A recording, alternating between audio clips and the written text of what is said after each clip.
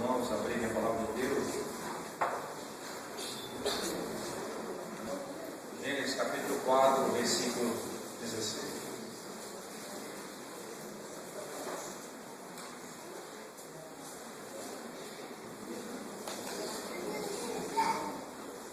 Diz assim a palavra de Deus: retirou-se Caim da presença do Senhor e habitou na terra de Nod, ao oriente do Éden. Amém. Senhor Deus, nós te damos graças por tua palavra, por tudo que prestamos ao Senhor, no dia do Senhor. Rogamos mais uma vez humildemente, desvenda os nossos olhos, a fim de podermos contemplar as maravilhas da tua vida. Em nome de Jesus oramos. Amém. Deus, na sua divindade,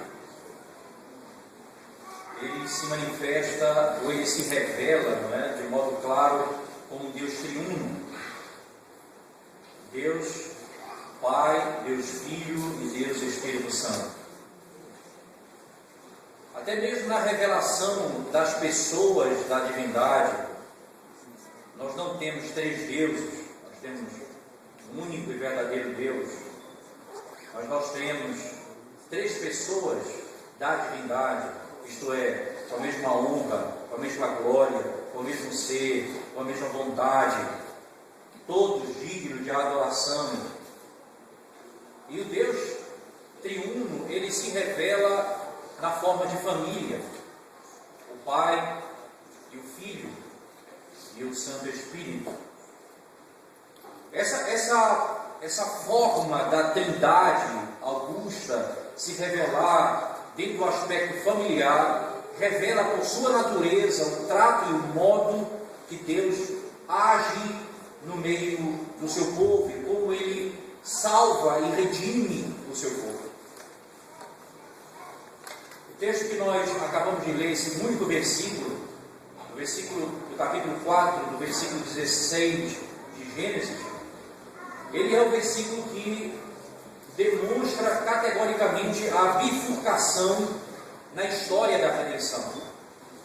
A bifurcação de um povo, de uma família que se aparta de Deus, e a bifurcação de um outro povo, de uma outra família que se apega a Deus e aos conceitos de Deus. E, consequentemente, os seus resultados, os resultados daqueles que se apartam de Deus e o resultado daqueles que se apegam a Deus. Isso tudo é fruto, naturalmente, do capítulo 3 de Gênesis. Gostaria que você não tivesse sua Bíblia aberta. Gênesis, no capítulo 3, verso 15, diz assim: porém, inimizade entre ti e a mulher, entre a tua descendência e o seu descendente. Este te ferirá a cabeça e tu lhe ferirás o calcanhar. No contexto de punição que Deus está estabelecendo contra a serpente, ele está de maneira muito clara demonstrando que haveria uma bifurcação na história. E essa história seria seguida por dois grandes grupos. Não haveria um meio termo. Aqueles que seguem a serpente e a Satanás, e aqueles que são da descendência do Redentor, daquele de onde procederia o Salvador do mundo, aquele que esmagaria a cabeça da serpente. De maneira muito clara, o Redentor viria ao mundo para esmagar a cabeça da serpente, mas ele teria algo natural à sua própria vida, o sofrimento. A serpente feriria o seu calcanhar. O sofrimento está de modo explícito no texto, mas a vitória do filho da mulher seria de modo claro manifestado também com o fato de pisar a cabeça da serpente. Isso tudo então seria a manifestação da vitória daquele prometido, o segundo Adão, aquele com quem Deus fez uma aliança antes ou depois de ele fazer com Adão, depois de Adão falhar no pacto que ele havia feito com ele. Deus faz aliança com Cristo.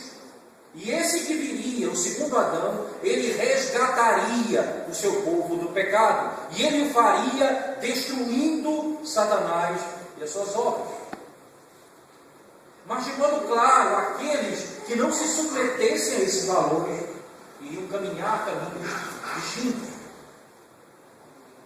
A bifurcação ela parece tão clara que o capítulo 4 e o capítulo 5 de Gênesis, eles revelam de modo claro essa divisão na história. Você perceber bem, irmão. No capítulo 4, a partir do verso 17, especificamente, nós temos a genealogia de Caim.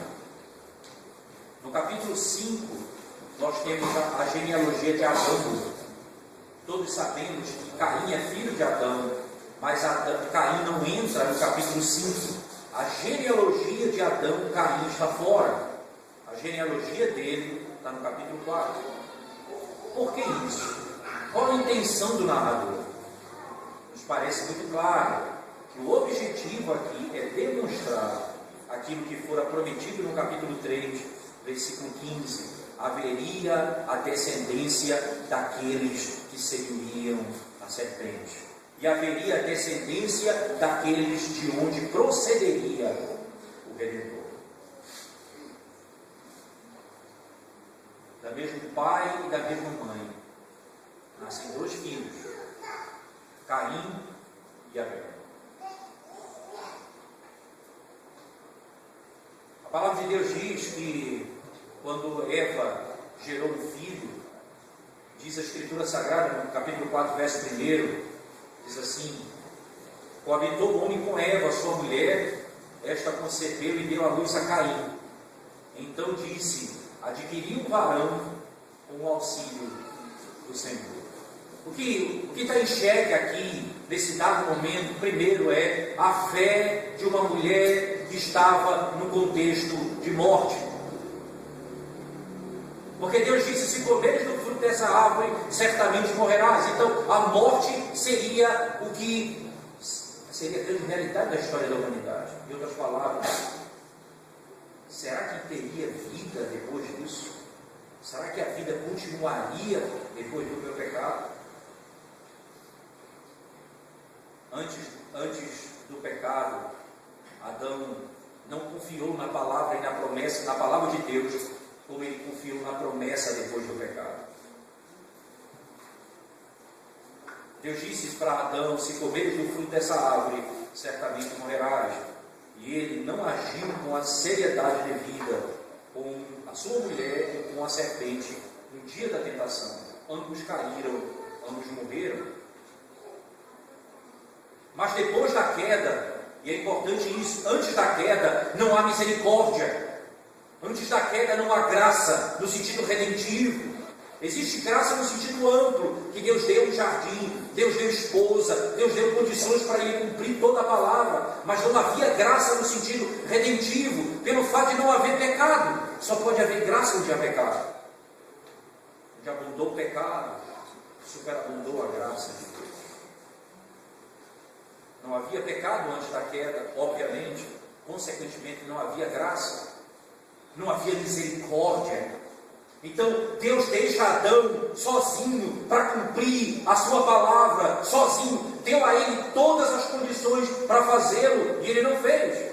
Depois da queda, ele então precisa da graça de Deus, ele então carece da misericórdia de Deus, e aí ele vai ter condições de confiar pela graça de Deus na promessa dada a ele. Que promessa é essa?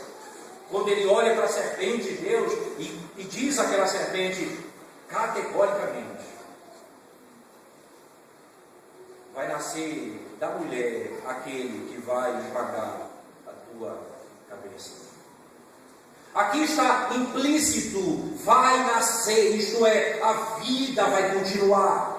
E o primeiro ato de fé estabelecido na história, fé que não havia antes da queda, é quando Adão denomina a sua mulher, ele dá nome à sua mulher.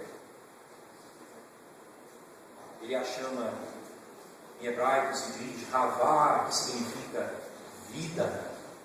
O teu nome será a mãe de todo ser vivente. Ele creu na promessa de Deus. Ela, antes de gerar filhos, foi chamada de mãe. Ela foi chamada vida.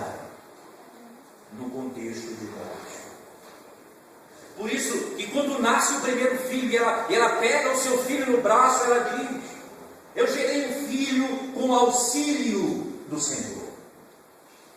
Aqui está implícito duas coisas. Primeiro, a fé se tornou realidade. De fato, vai nascer aquele que vai esmagar, porque a humanidade não parou aqui.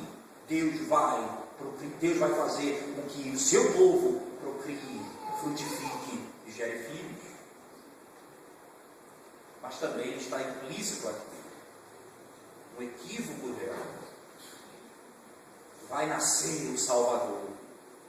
Daquela forma como está escrito no texto hebraico, ela disse: eu adquiri o Senhor. Isto é, nasceu aquele que vai esmagar a cabeça da serpente. Por incrível que pareça, nasceu o contrário. Diz a Escritura Sagrada que Abel, que Caim, odeia seu irmão. O pecado está no coração dele. E Deus diz a ele: o mal está na tua porta, te cumpre dominá-lo. Deus não disse para Caim que ele podia dominar o pecado. Deus disse a Caim que ele deveria dominar o pecado. Assim Deus diz a você que você deve abandonar seu pecado, mas Ele não diz que você pode abandonar seu pecado. Você precisa, assim como qualquer outro, da graça de Deus para poder fugir do pecado. Não há força no homem natural para fugir das suas próprias mazelas, das suas próprias inclinações.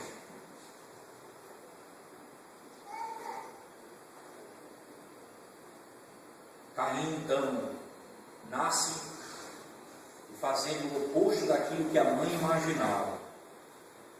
Diz o texto sagrado, no verso 8 do capítulo 4. Estavam os dois sentados, no mesmo nível. E a palavra utilizada lá dá ideia clara disso. Levantou-se Caim e deferiu um golpe contra ela, de cima para baixo, batendo na cabeça daquele de onde procederia o Salvador. A primeira vez na história que a igreja do Senhor é perseguida por Satanás. Vocês não terem dúvida disso, de que eu não estou falando algo da minha própria cabeça. Primeira carta de João, capítulo 3, verso 12, diz assim: não segundo Caim, que era do maligno. Primeira carta de João, capítulo 3, verso 12 e 13, você vai ler isso. Não segundo Caim, que era do maligno. O que está explícito lá no livro de João é aquilo que está claro aqui no início da narrativa. Havia a promessa de que nasceria o Salvador, mas havia a promessa de que haveria uma descendência da serpente, daqueles que seguiriam os preceitos de Satanás.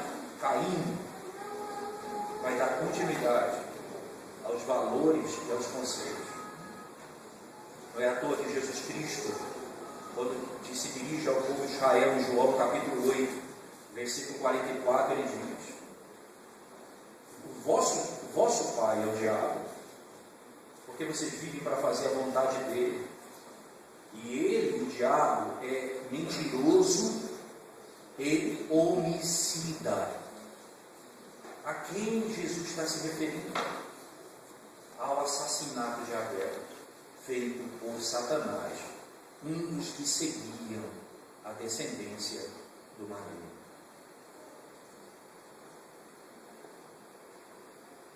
Como isso se manifesta, irmãos? E aqui eu quero me dirigir ao nosso tema central. Eu quero fazer aqui a pedagogia negativa, não é? Eu vou me arriscar sendo pedagogo, que é o professor, que é o pastor da igreja, a usar essa terminologia para dizer o seguinte.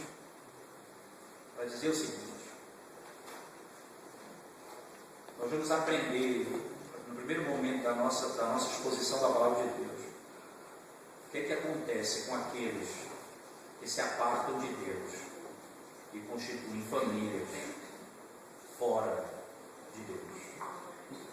O versículo 16 do capítulo 4 que nós lemos, ele é um divisor de águas. Ele diz assim o texto, de modo muito claro: retirou-se Caim da presença do Senhor. Veja, irmãos, ele se aparta da presença do Senhor. Ele faz o quê? E habitou na terra de Nod, ao oriente do Éden. Ele sai da presença de Deus. Ele vai viver longe de Deus. E viver longe de Deus aqui, irmãos, é impossível no sentido presencial, tendo visto que Deus está em todo lugar. O que significa aqui, de modo claro, é que ele se aparta de Deus, não somente da presença no sentido em que ele sai de diante da sua casa, da sua família, mas ele também se aparta no sentido de que ele agora vai viver na dependência dos seus próprios conceitos. Que agora ele vai seguir o seu próprio coração, que ele vai constituir família segundo o seu próprio entendimento. Veja o que acontece com ele no versículo 17. E coabitou Caim com sua mulher. Ela concebeu e deu à luz a Enoque. Caim edificou uma cidade e lhe chamou Enoque, o nome de seu filho. Muito interessante que você vai ler a narrativa dos patriarcas. Eles também criam cidades, mas nenhuma das cidades recebe o nome de ninguém, humanamente falando. É sempre relacionada a Deus. Betel, Peniel, casa de luz. Deus está aqui. Na descendência de Caim, os nomes das cidades são nomes de homens, nomes dos seus filhos. Esse é o primeiro valor daqueles que se apartam de Deus. Eles são antropocêntricos, isto é, o homem passa a ser o centro da história.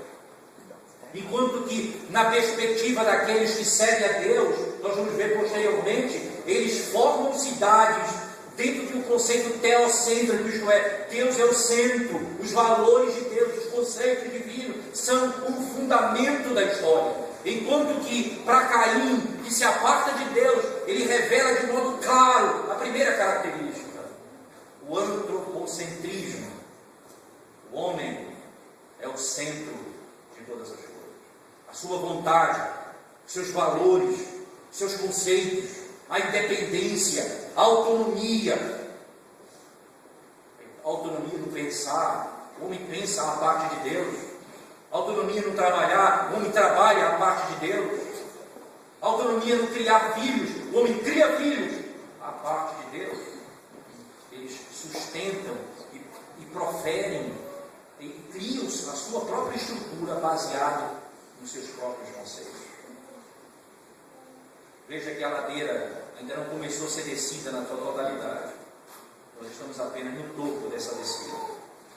Continua o texto sagrado dizendo: a Enoque nasceu de Irade, Irade gerou a meu Jael, a Metusael, a Lameque. Lameque tomou para si 2 esposas. O nome de uma era Ada, a outra chamava Zilá. Primeira prática do humanismo. Primeira prática de famílias que são geradas a parte de Deus. A Escritura, ela é colocada à margem e os meus princípios são estabelecidos. Deus disse: deixa o homem pai e mãe, una-se a sua mulher. O casamento, na estrutura fundamental dele, é monogâmico. Ele é monogâmico.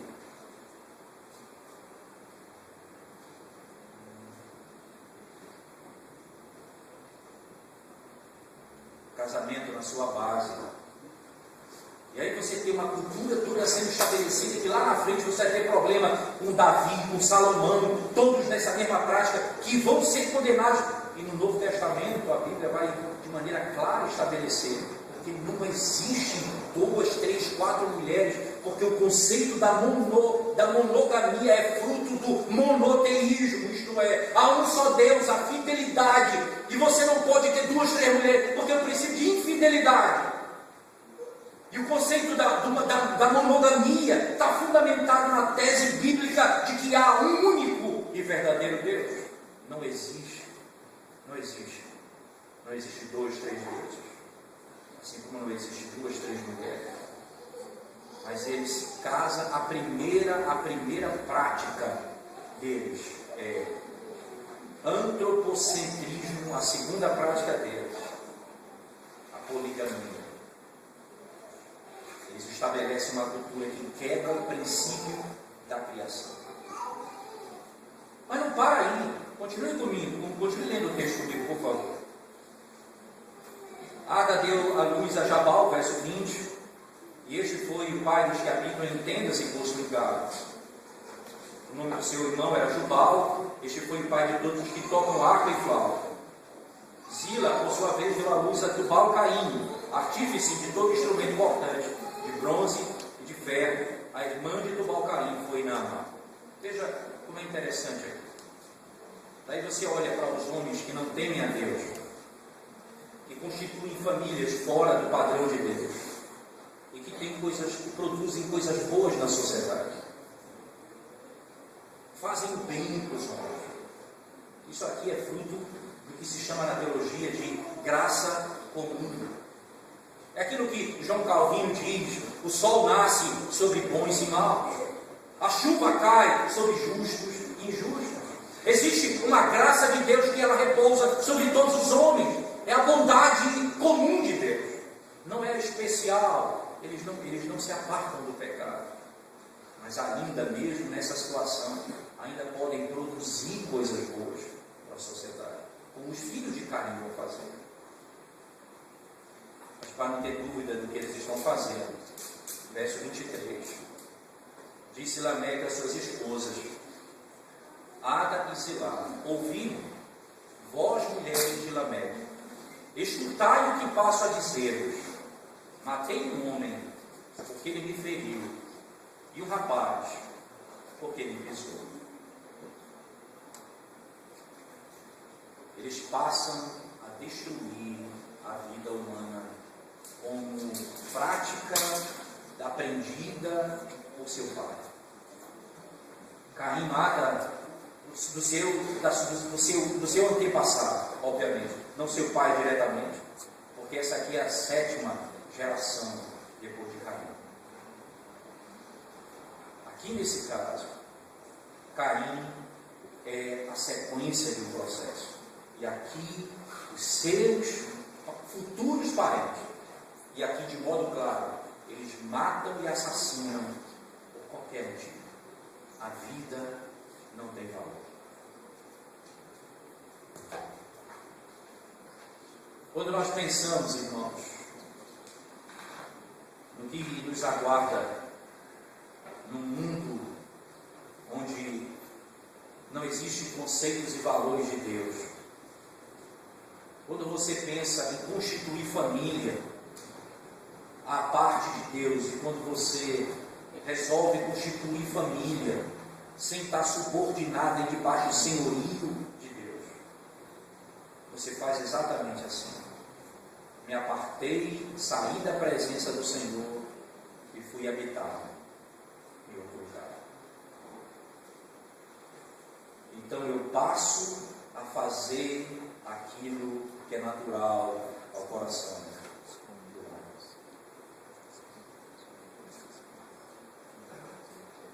A Bíblia é muito clara quando diz que não houve esperança para Caim, porque ele era filho do maligno.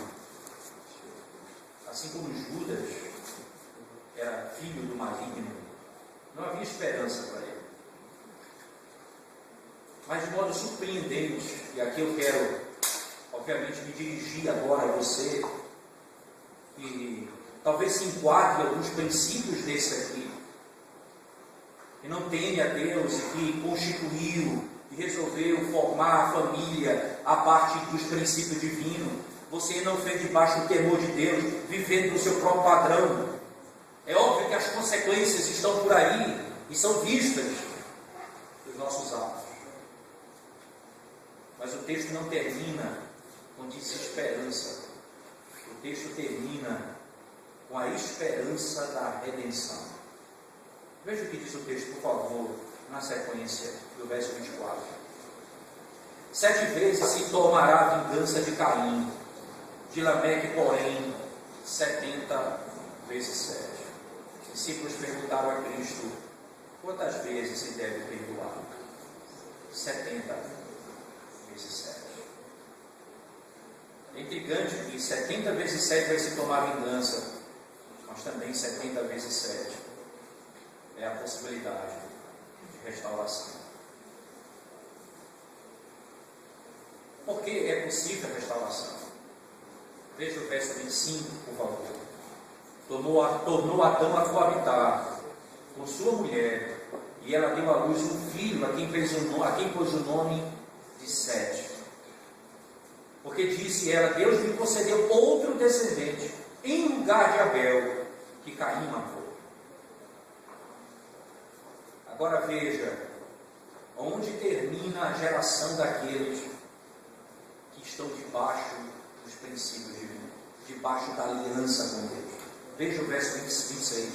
A Sete nasceu-lhe também um filho, a qual pôs o nome de Enos. Daí se começou a invocar o nome do Senhor. Deus me deu um outro filho no lugar de Abel, que Caim matou.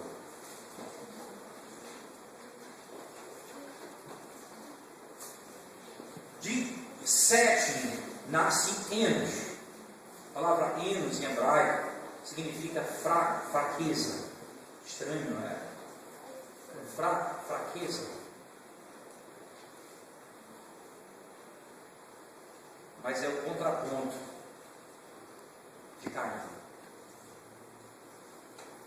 que resolve ser independente, autônomo e seguir o seu próprio coração na formação de sua nação e de sua família, gerando filhos polígamos, gerando filhos que assassinam, mesmo que pratiquem coisas boas, mas eles vivem para andar contrário à lei de Deus.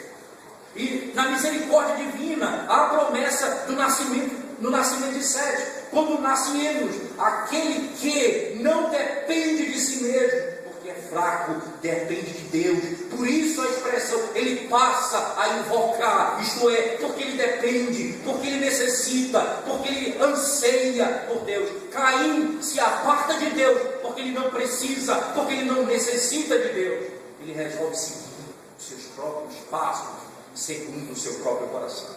Enos, em outro aspecto, resolve depender de Deus e gera filhos segundo o temor do Senhor.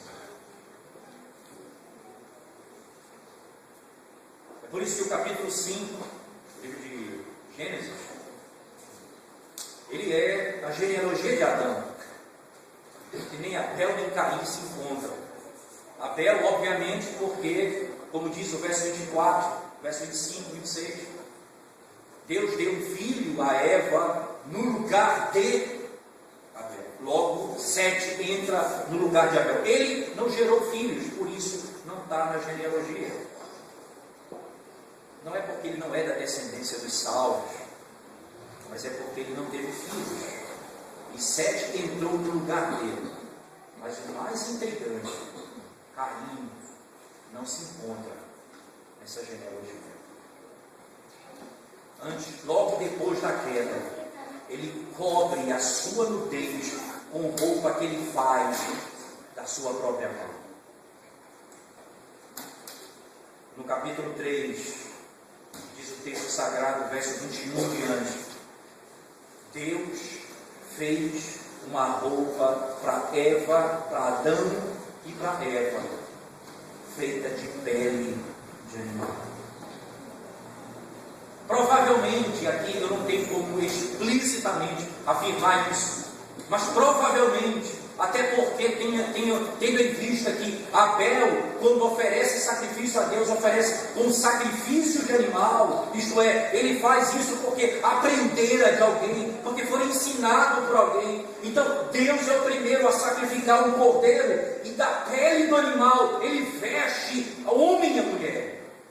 A vestimenta deles é produzida por ele mesmo, porque aquilo que o homem faz com sua própria mão não poderá cobrir a sua vergonha e o seu pecado. Aquilo que o homem faz com sua própria mão não poderá tirá-lo da condenação. Você pode fazer o que você quiser, você pode subir escada de joelho, você pode subir escadas, descer escadas rolando, se você faça o que você quiser, você não vai chamar a atenção de Deus, porque Deus só olha para aqueles que Ele derramou, mandou seu Filho derramar o sangue para cobrir os pecados. Se você não confiar na obra de Cristo, não há nada que você faça que possa trazê-lo para você. Não existe nada que você faça que possa trazê-lo a você.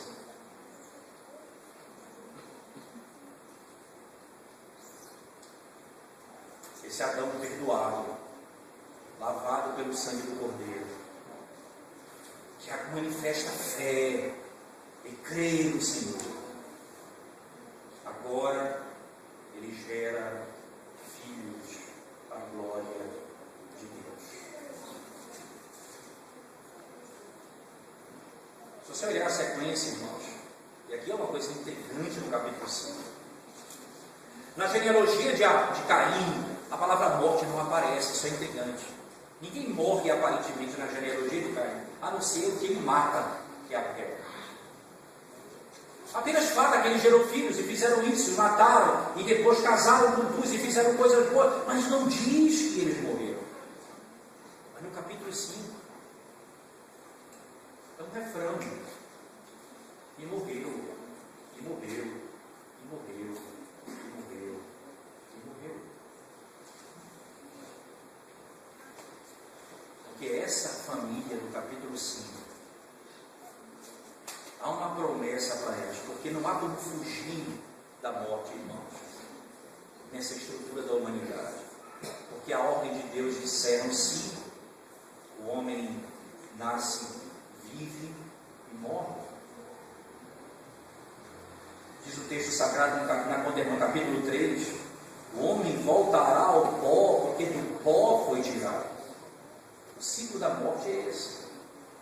Tanto é que aqui é uma coisa interessante, eu diria. É por isso que o livro de Eclesiastes, muito mal interpretado por muitos, ele é lido como um livro de desespero, existencialismo fraco, de um homem que não tem força. Na realidade ali, você sabe que Salomão, escrevendo Eclesiastes, ele está descrevendo exatamente o ciclo da vida. Nada mais é mais do que isso. Você nasce, vive e morre. Que esperança você tem?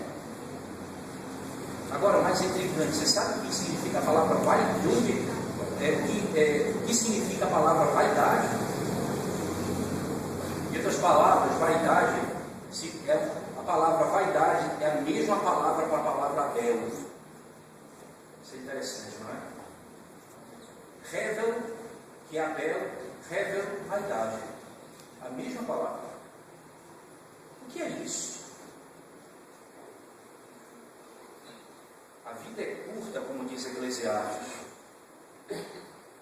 mas você pode viver como Abel,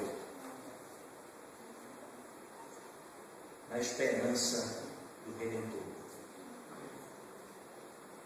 Exato. Carta aos Hebreus, capítulo 11, versículo 4. Pela fé, Abel ofereceu melhor sacrifício do que Caim, pelo que até hoje ainda fala. A vida pode ser curta como a de Abel, mas você pode viver como ele viveu. tal maneira que ainda fala do seu sacrifício. É por isso que o livro de Eclesiastes, ele tem um leme que guia o livro, só que esse leme está posto na proa do barco. Não é? Ele termina o livro dizendo assim: o fim de tudo é amar a Deus e guardar os seus mandamentos. Então, ele está dizendo: sabe como é que eu tenho que ler a crise da vida? Nessa perspectiva, eu tenho que amar a Deus e guardar os seus mandamentos. É como eu tenho que ler o Eclesiastes, a partir dessa ótica.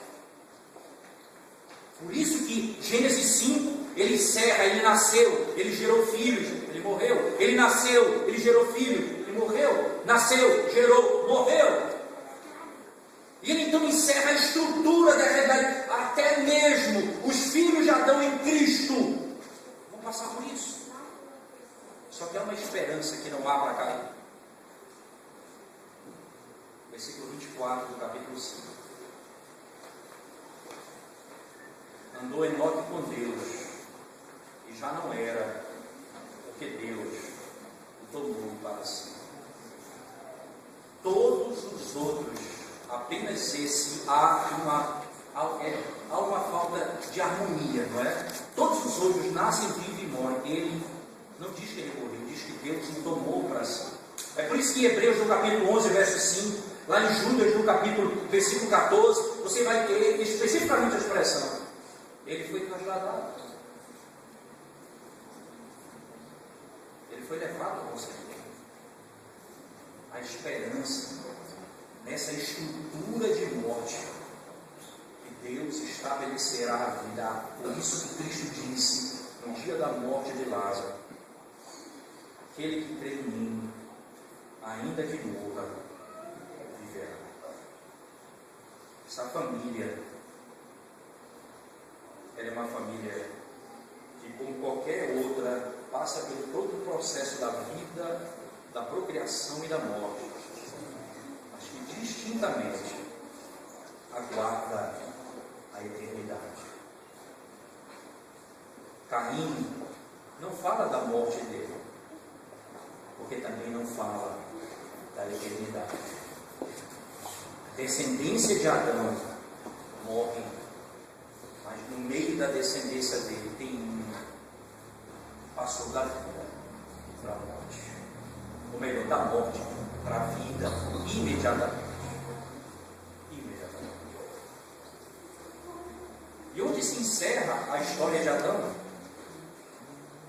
Versículo 13, versículo 30, melhor dizendo, 29 até o 32.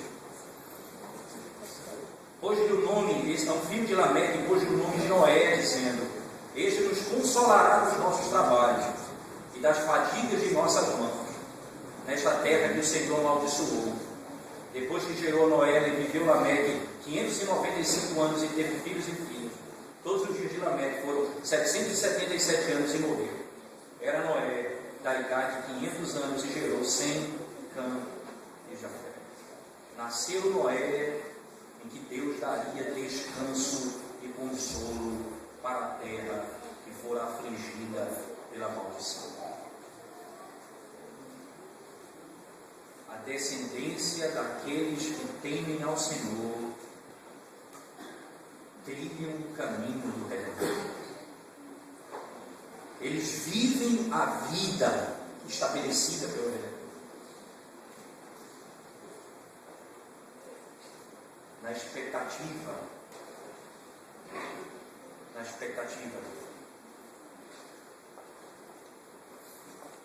Isso implica, irmãos, em anseios. Isso implica em perspectiva. A família que está debaixo da graça de Deus, em Cristo Jesus. Qual é o anseio dessa família? Qual é necessariamente o desejo dessa família? O que é que eles buscam nesse mundo?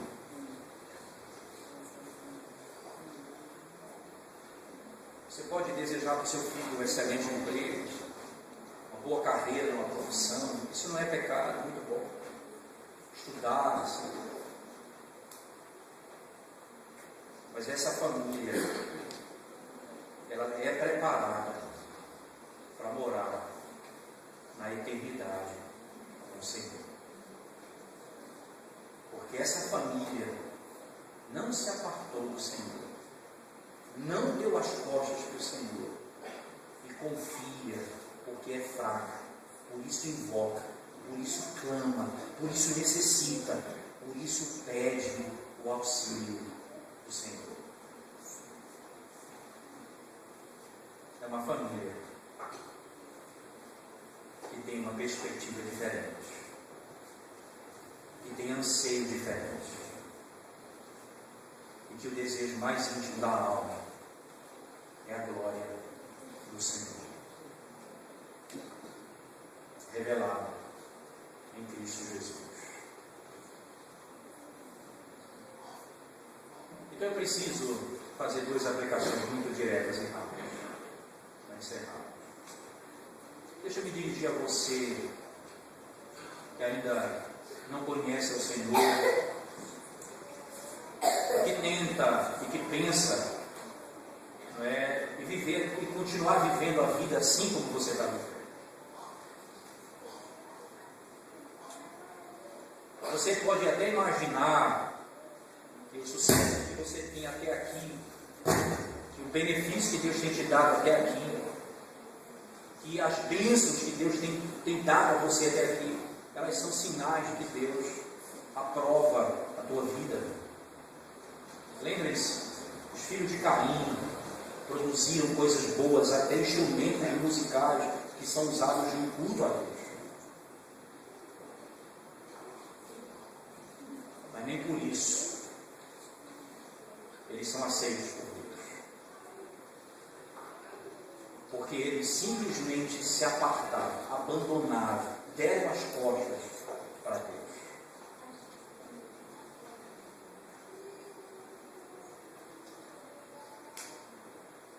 Formar família no Senhor não é simplesmente dizer, eu vou trazer meus filhos para a igreja, criar meus filhos na igreja. Eu conheço um casal, vários, né, que dizem isso. Eu não vou para a igreja, mas eu quero que meus filhos sejam criados na igreja. Isso é uma coisa que não tem nada a ver com isso. É a mesma coisa do pai que entrega o filho para ser educado na escola. A escola, ela é parte, ela não é responsável pela educação do meu filho. A educação do meu filho é minha responsabilidade. A igreja não é responsável pela educação do meu filho necessariamente. A educação do meu filho é minha responsabilidade.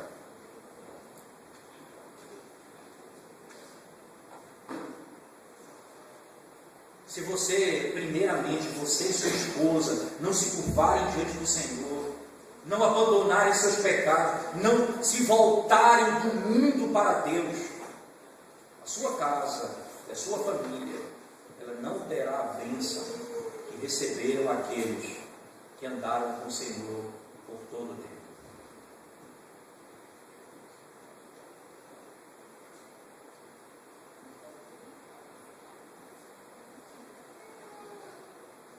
Agora você, irmão, que já conhece o Senhor,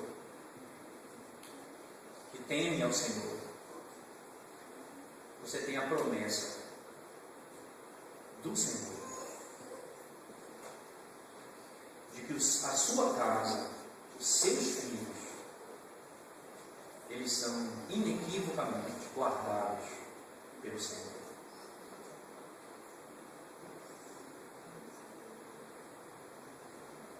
Quando Caim deu as costas para Deus, os seus filhos mataram, praticaram poligamia e se apartaram de Deus. Quando Adão se voltou da morte para a vida, arrependido dos seus pecados, os seus filhos, depois da morte de Abel, passam a invocar o nome do Senhor.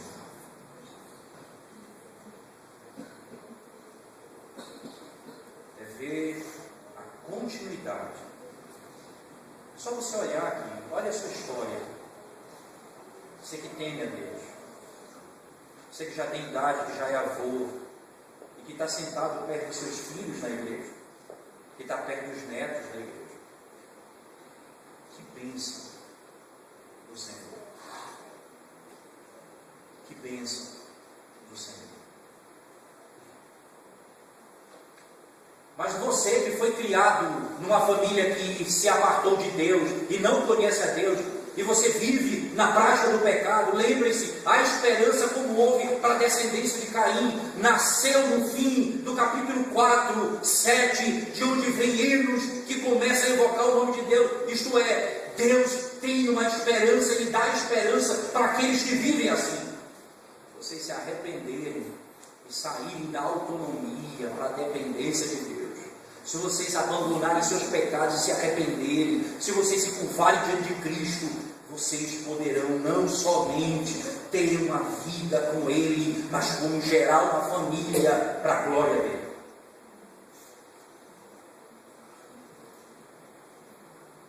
É assim que ele faz quando chega um jovem na igreja cuja família não é crente. Você tem que instruir esse jovem. Meu filho, você precisa casar com uma moça que teme a Deus, para que você comece uma história diferente. Lá na congregação que nós estamos plantando, foi um dia muito emocionante para mim, quando nós batizamos o casal e os filhos, e batizamos os filhos de um casal crente. Chamei os avós, da parte do pai e da parte da mãe. Ele veio, o filho desse casal veio com o neto deles no colo. 3 gerações. O avô, o filho e o neto. Agora tinha um casal que eu estava batizando, para depois batizar os filhos. Ninguém na família deles conhece o Senhor. Vocês hoje, disse para eles, estão começando uma história diferente. Deus um dia dará graça a vocês, se for da vontade dele, de trazer os seus netos para serem batizados. Os seus bisnetos, se for da vontade de Deus. Você vai gerar, a partir de hoje, uma família que tem ao Senhor, que invoca o nome do Senhor.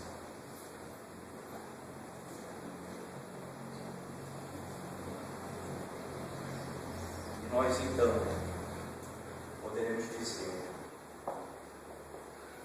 a nossa casa, os nossos filhos, nossos netos, todos servem ao Senhor. Porque Deus nos chamou para sermos seus servos. Então eu chamo você ao arrependimento essa noite.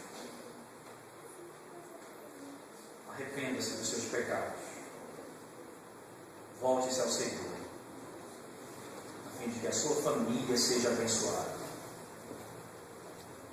Isso é tão claro, irmãos. Na primeira carta de Paulo aos Coríntios, no capítulo 7, ele fala acerca de um casal que não era crente.